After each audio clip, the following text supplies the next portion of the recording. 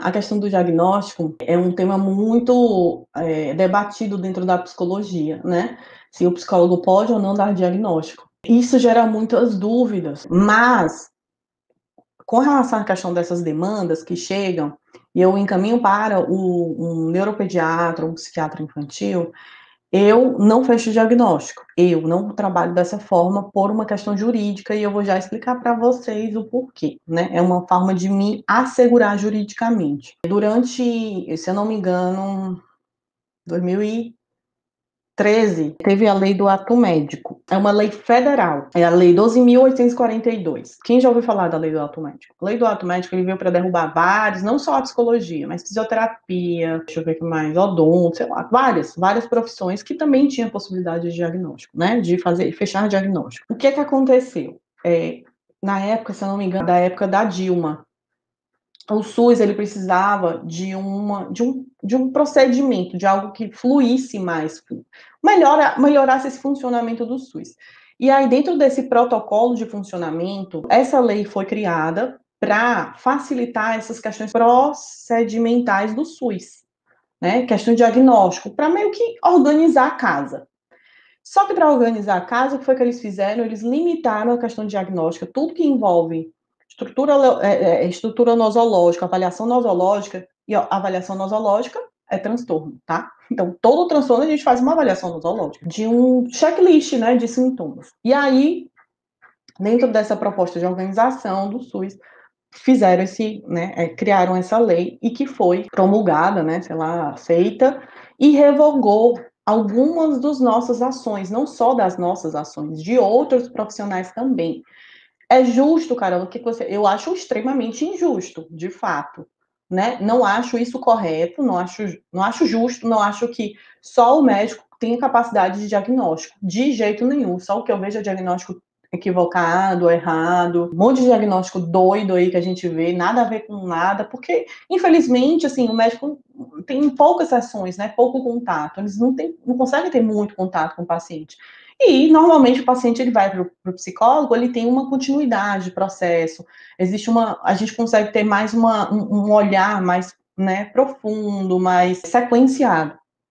E aí, por conta dessa lei do ato médico, mudou muito, né, essa questão do diagnóstico. E isso virou uma briga, né, entre muitas profissões, não só a nossa, se pode ou não diagnosticar.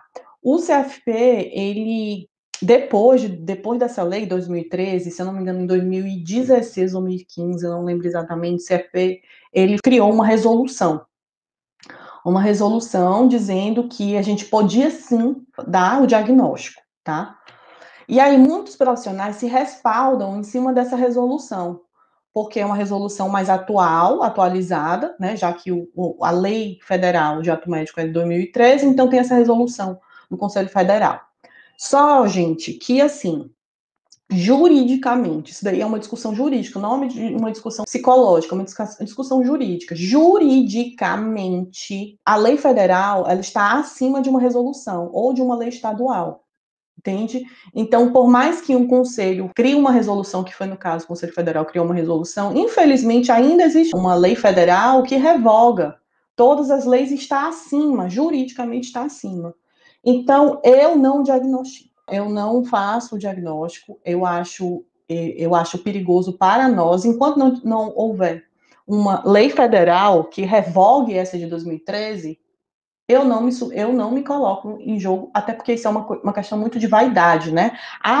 Às vezes o profissional fala assim, não, eu vou diagnosticar, porque não sei o quê, porque o Conselho Federal diz que eu posso, e eu posso, e pronto. É muito mais uma questão de vaidade do que de cuidado. Então, eu me amparo em lei. Então, se a lei federal barrou, justo ou não, eu não acho justo, então, o que é que eu faço? Eu encaminho para o profissional, e o profissional, seja o neuropsiquiatra, ele vai dar o diagnóstico. Agora, dentro do meu relatório, eu dou o meu parecer sobre o que aparentemente parece.